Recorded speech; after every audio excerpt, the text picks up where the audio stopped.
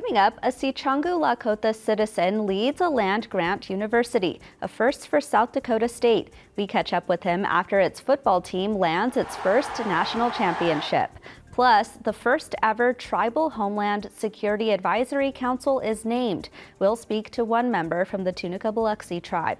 And a politics update with Holly Cook-Macaro. I am Aaliyah Chavez. Join us for those interviews, plus headlines from the ICT Newscast.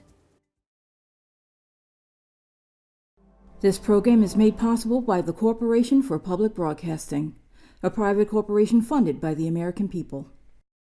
The Walter Cronkite School of Journalism and Mass Communication at Arizona State University is honored to be a supporter of Indian Country Today. Working with award-winning professors, Cronkite students learn news reporting, social media, shooting and editing videos, and producing content for communications industries. Cronkite's 15 professional programs give students the opportunity to cover critical issues throughout the U.S. and beyond. Learn more at cronkite.asu.edu.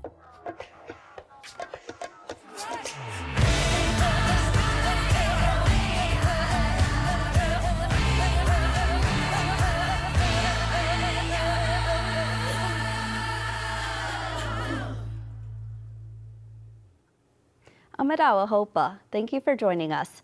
We start on the Navajo Nation, where a new president was inaugurated on Tuesday. ICT's Polly Dinette-Claw was in Fort Defiance for the historic event.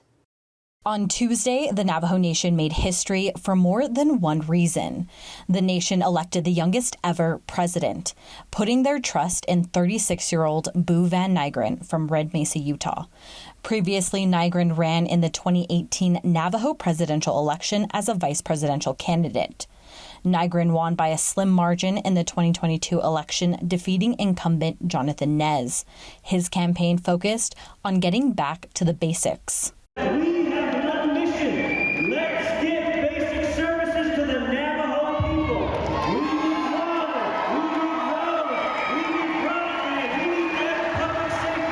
Vice President Rochelle Montoya from Torreon, New Mexico, became the first woman elected to that position. The Navajo Nation has not yet elected a woman as president. Nygren and Montoya were sworn in before hundreds of Navajo citizens, past presidents, state officials, and local leaders. Chapter officials, land board, our representatives, our legislatures of the state of New Mexico, Arizona, Utah, Colorado. We need to come together. We need to be together for the betterment of our Navajo people. The nation also swore in 9 women into the Navajo Nation Council, the legislative body of the tribal government. Nearly 40% of the council are women, a first in the history of the nation. This is the highest percentage of women to ever be elected to the Navajo Nation Council. From the Navajo Nation, Polly Dinette-Claw for ICT News. A tribe in North Dakota is setting its sights on the city that never sleeps. In late December, the 3 affiliated tribes purchased a 15-acre property in Las Vegas, Nevada, at the tune of $12 million. The tribal nation, which is based in the western part of North Dakota, includes the Mandan, Hidatsa, and Arikara nations. In the early months of the pandemic, the nation was looking to invest part of its nearly $1.7 billion in oil drilling tax revenue. Chairman Mark Fox says the tribe could use the acreage to build anything from a tribally operated casino to a parking lot. The land, purchased from MGM Resorts International, was the site of the deadliest mass shooting in modern U.S. history. In October of 2017, a gunman opened fire, killing 60 people, and more than 850 people were hurt by the time the gunfire stopped. Now to Washington, D.C., where lawmakers are fresh off of the heels of passing new legislation to protect sacred objects. President Joe Biden signed the Safeguard Tribal Objects of Patrimony Act, also known as the STOP Act, into federal law in late December. This law prevents the illegal exportation of sacred cultural items internationally, which is already prohibited domestically. It comes years after tribal leaders, including Pueblo nations, advocated for it. it. The leader said for decades, items have been taken from tribal lands to be sold across the U.S., making them difficult to track and even harder once they leave the country.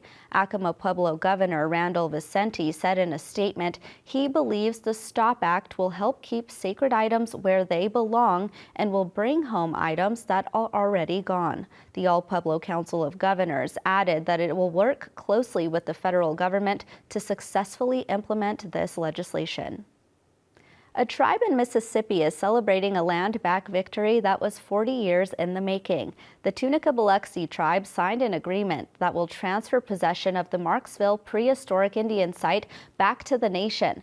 The 42-acre site with numerous burial grounds is where the nation lived for hundreds of years. Chairman Marshall Pierite says the prehistoric park has been out of their possession for over 160 years. And Pierite says it took 40 years of negotiating with the state to get to this point. Long-term plans are to put tribal offices there and expand cultural activities. Another goal is to create a state-of-the-art planetarium. The site will be open to the public to educate them on the cultural significance of the park. Well, an environmental advocate who was raised in the Amazon will now work to protect it at the federal level. In December, Marina Silva was appointed as the new Environment Minister of Brazil by President Luiz Inácio Lula da Silva. The announcement indicates the new administration may prioritize cracking down on the powerful agribusinesses' illegal deforestation practices.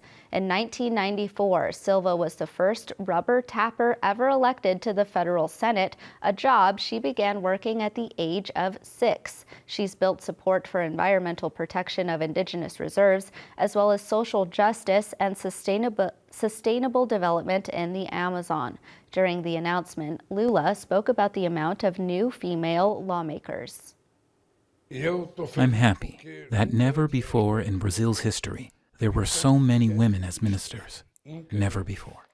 Silva has announced plans to set up a climate authority within the current administration. And those are the headlines for the ICT Newscast.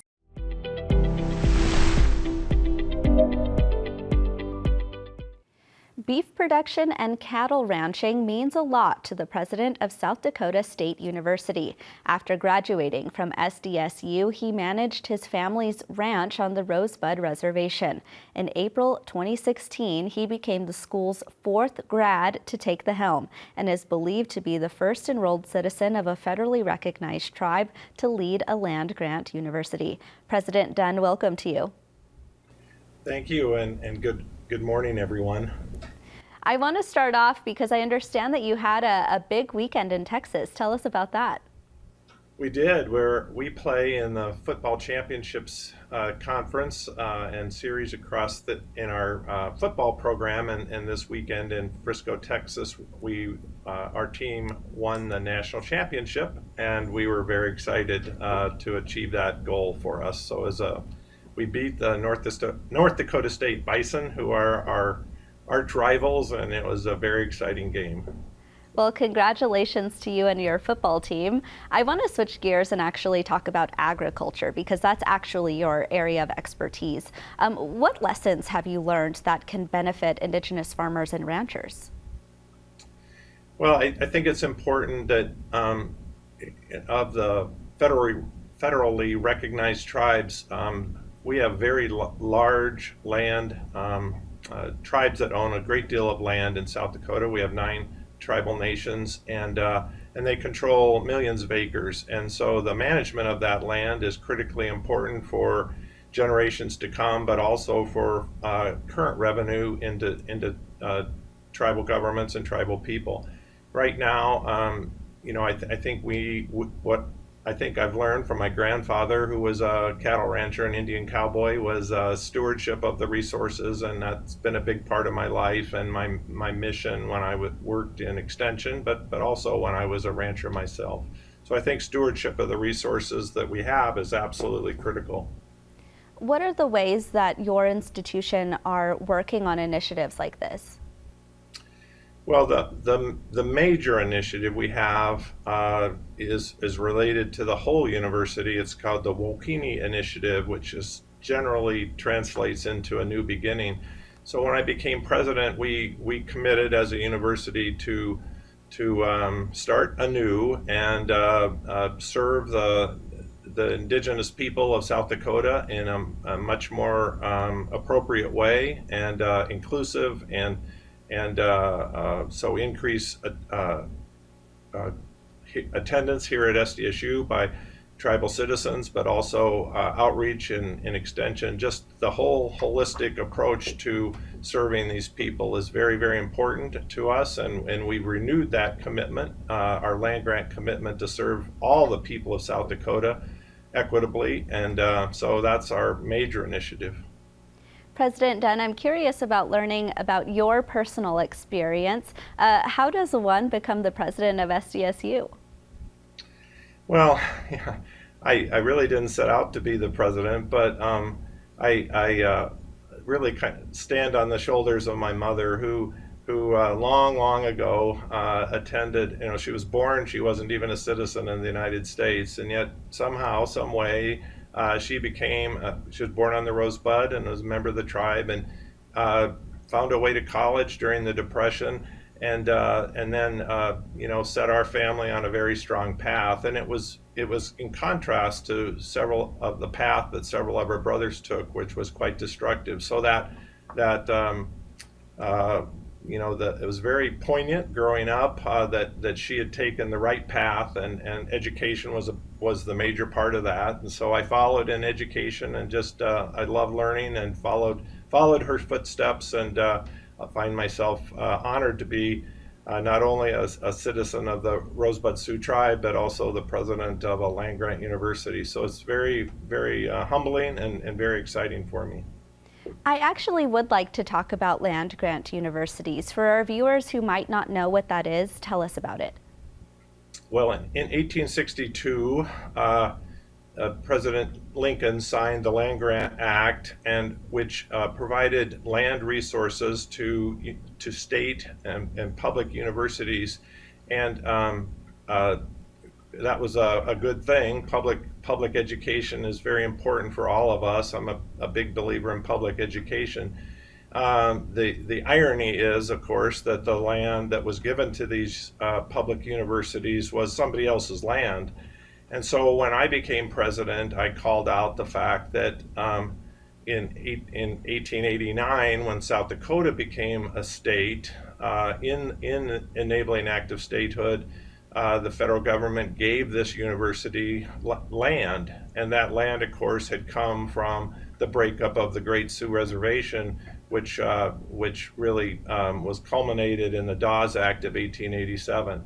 So I've pledged, and with support from the entire university, we spend the resources that we receive annually from that land. We spend that money to benefit the heirs from whom the land had been taken so very long ago. So it's more than just a nice thing to do. We think it's absolutely critical that we find ways to better serve these wonderful students that we have from the tribal nations of South Dakota. And so we're dedicating those resources annually to benefit those young people. Well, President Barry Dunn from South Dakota State University, thank you so much. Thank you for having me. It's a real honor. For the first time since the Department of Homeland Security was established in 2002, a group of tribal leaders will advise them when it comes to international borders that cross Native lands. Pierite Sr is one of the leaders named to the Tribal Homeland Security Advisory Council. He joins us today to talk about his career in law enforcement and what this new advisory council will do for his tribe, the Tunica-Biloxi in Louisiana. Pierite is also the chief of police for his tribe. Welcome. Thank you. So I want to just jump right in here. Are you surprised that it took the Department of Homeland Security so long to create a tribal advisory council? Yes. What are your duties as a member of this newly formed council? Well, first of all, I would like to thank you so much for having me today. And I've been looking forward for this interview. Last year, I was selected to serve on the Tribal Homeland Security Advisory Council along 14 members. who will advise the Secretary of the U.S. Department of Homeland Security on policies and practice that affect Indian country and the Tunica-Biloxi tribe. I am honored to represent the Tunica-Biloxi tribe and all of Indian country on a national stage. I'm really curious for your tribal nation. Maybe give us an idea of the lands that the Homeland Security wants to protect. Well, I applied for this position. I wanted to be a representative from the southern region. We have unique challenges such as hurricane, tornado, ice storm, flooding, and other natural disasters that are only becoming worse because of climate change. Therefore, I feel it is important to have a spokesperson with deep southern roots who have experienced these natural disasters as I have, so the FEMA, which is housed in the Department of Homeland Security, can help us meet these challenges. Yeah, of course, FEMA being there. I actually want to talk more about that because you recently had some storms. Tell us what kinds of damage that you're seeing on your tribal lands. We had hurricane not long ago and had rooftop blown from different tribal offices and homes of tribal members. I want to talk about your background in law enforcement. You've been serving for 30 years. What are you looking at when it comes to cybersecurity? I'm looking at protecting tribes' different businesses, casino-wise and every other businesses that the tribe has and owns. And how have you grown the Tunica-Biloxi Tribal Police Department in the last several years? Well, when I first started in 1991, there was only 2 police officers here. And now it is, I have 13 law enforcement officers, detectives within the division. We are in the process of doing a remodel on our police department, which we added an additional 4,100 square feet and doing a complete remodel to the existing building. We have a K-9 department, so we are really growing. I understand that you were recently inducted into the Louisiana Justice Hall of Fame. Tell us about that. It is rewarding to be recognized by the Louisiana Justice Hall of Fame for my years as an advocate for justice, civil rights, and public protection in my community. I stand among like-minded statewide leaders that have aided in advancing Louisiana justice system and have created a more just Louisiana. Without the unyielding support of my fellow officers of the Tunica-Biloxi Police Department and the Tunica-Biloxi Tribal Council and other tribal leadership, I would not be where I am today. Well, Chief Harold Pierite Sr., thank you so much for joining us today. Thank you. It is the very early days of the 118th Congress, and already lawmakers have had quite the showdown. That came to light as the House elected Speaker Kevin McCarthy. ICT regular contributor Holly Cook-Macaro is back to break this all down and more. She's a partner with Spirit Rock Consulting. Hi, Holly. Happy New Year. Hi, Aaliyah. Happy New Year to you, too. Let's jump right in here. I want to talk about the multiple tries that it took to elect Kevin McCarthy as House Speaker. What do you think that means for Congress in this new session? Well, it certainly was so much fun to watch. I think if you're any sort of politico and love that sort of wasn't really pageantry, I guess, but seeing how the sausage is made, really, it was for several days. I think that there's a lot of discussions about what Kevin McCarthy gave up in order to become Speaker. And I've been thinking about what those implications might mean for Indian country. Obviously, the far right flank of the Republican caucus has played a very strong hand in extracting concessions and empowering their views and a relatively small number of members that will have a huge ability to impact every piece of legislation or how legislation is considered on the floor. They extracted concessions in terms of committee membership, and in terms of recalling the speaker, really some extraordinary concessions. So it looks like Kevin McCarthy is going to have his hands full, Speaker McCarthy, as he begins this 118th Congress. Give our viewers an idea of just how powerful his position is. Really, when we're talking about legislation that affects Indian country, he plays a very direct role. But tell us more about that. The speaker really determines, what legislation goes to the floor. The speaker determines, well, there's a steering and governance committee, but it has to have the blessing of the speaker. He knows who he wants on certain committees. Oversight and government reform, the chair of that committee, when the opposing party holds the majority in the House, and it's the opposing party to whoever holds the White House, they have the job of kind of attacking, doing all the investigations. It becomes a very high profile role. And the speaker really, has the end choice, the final choice in who those folks are. Some of these go completely by seniority, such as on appropriations, etc. Some of these key spots, Speaker McCarthy is really going to put in his allies and those who are like-minded. And do we know yet Speaker McCarthy's track record in Indian country? Is he someone that you would consider a friend of Indian country? I would consider him a friend. Speaker McCarthy came out of the state of California, which is home to a large number of tribes. And when members come out of and he served in the assembly there, so he had that legislative experience and those relationships on the state side. So when these he's not a new member, when members come out of states that are home to a large number of tribes, they enter Congress with a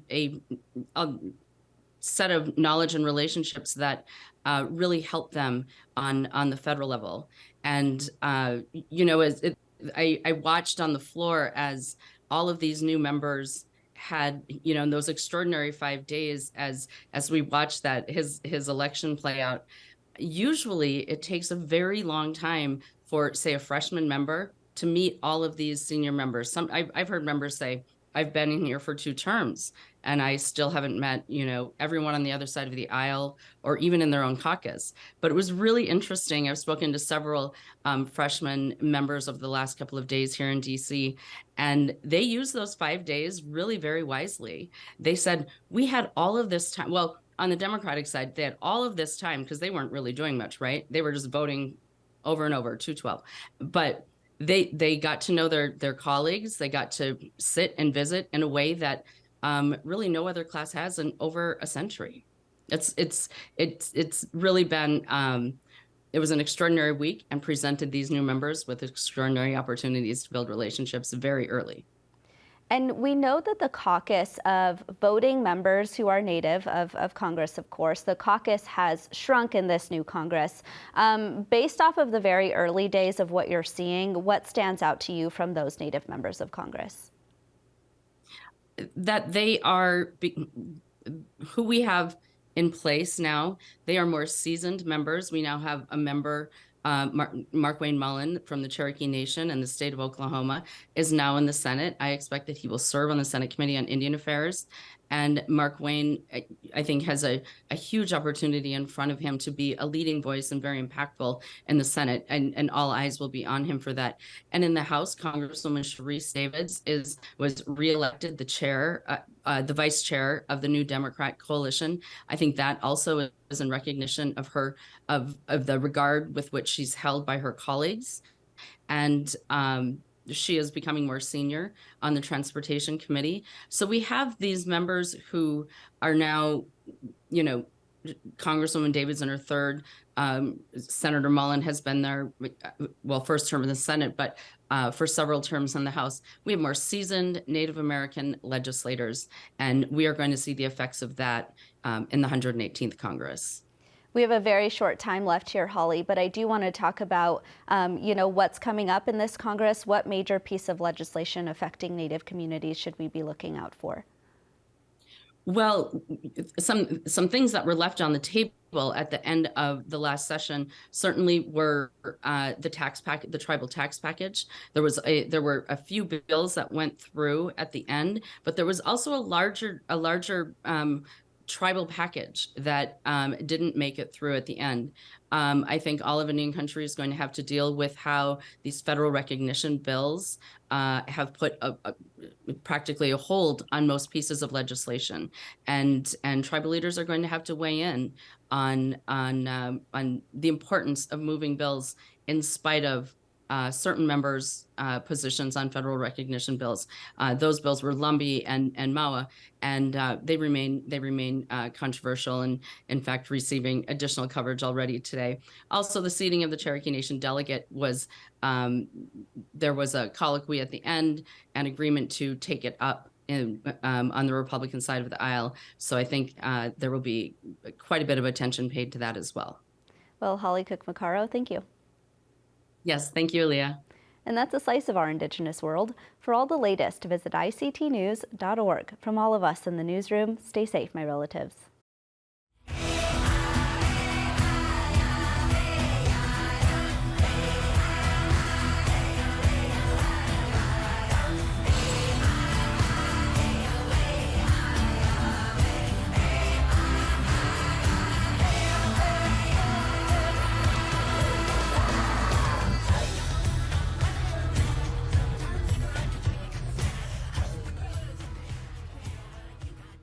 The Sand Creek Massacre, the betrayal that changed Cheyenne and Arapaho people forever, focuses on tribal accounts of Colorado's deadliest day. Exhibition details at historycoloradocenter.org. This program is made possible by the Corporation for Public Broadcasting, a private corporation funded by the American people.